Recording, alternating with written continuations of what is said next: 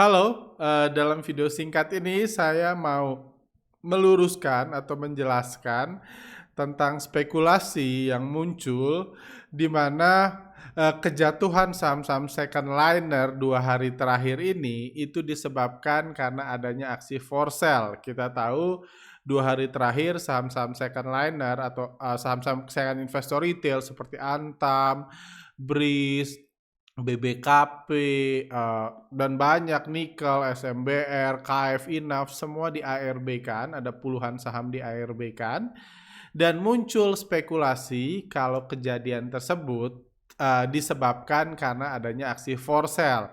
Jadi asumsi itu muncul dari pemberitaan yang muncul di ini, dari pemberitaan yang muncul seperti Anda baca ini, di mana dikatakan bahwa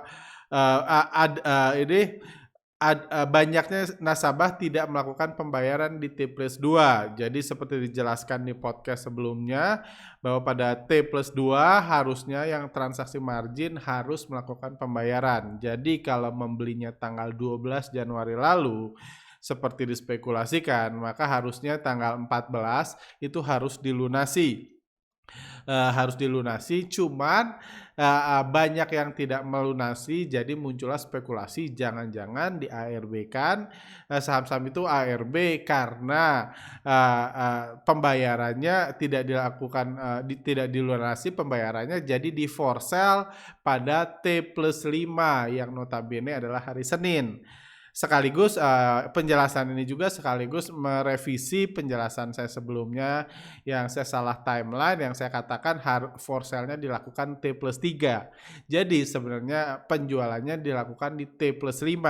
Jadi inilah yang jadi argumen para komentator saham mengatakan hari Senin kemarin ARB karena banyak orang nyangkut di KF, nyangkut di Inaf, nekat beli pakai margin hari Selasa tanggal 12, hari Senin T+5 di auto reject bawahkan karena dijual sama sekuritas. Di sini dijelaskan BCA Sekuritas pada T+5 setelah market open dengan harga -7 dari harga penutupan hari sebelumnya akan melakukan for sale. For sale akan dilakukan BCA Sekuritas. Jadi kalau sampai T+2 nggak dibayar, nggak ada penyelesaian sampai T+4, BCA Sekuritas akan menjual saham yang kita miliki, dia pasang antrian di -7 supaya langsung laku di opening.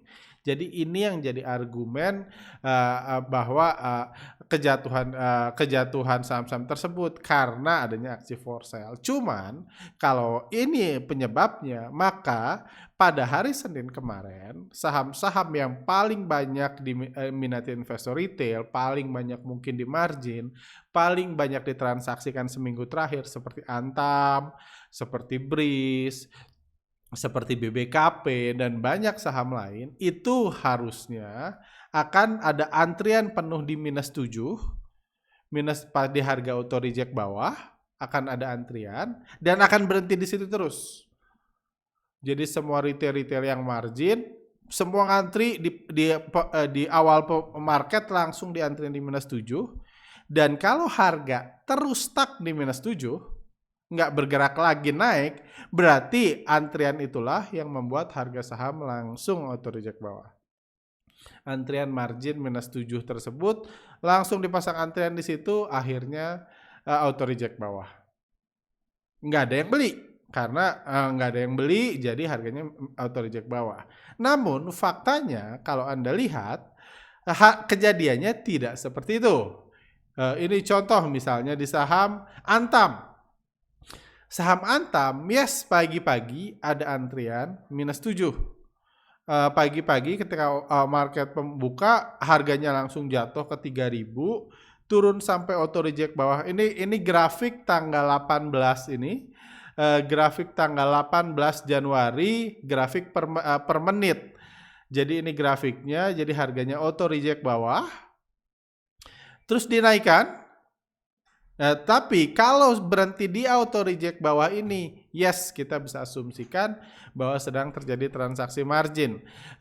Orang-orang yang nyangkut, yang nggak bayar margin, dijual semua, nggak ada yang beli lagi, jadi auto reject bawah. Kalau itu yang terjadi. Cuman faktanya nggak seperti itu. Di sini meskipun anggaplah semua sekuritas antri for sale di -7, harga Antam masih sempat naik bahkan ke 3140 dari 2910. Ini grafik per menitnya cepat naik. Artinya apa? Harga sahamnya naik.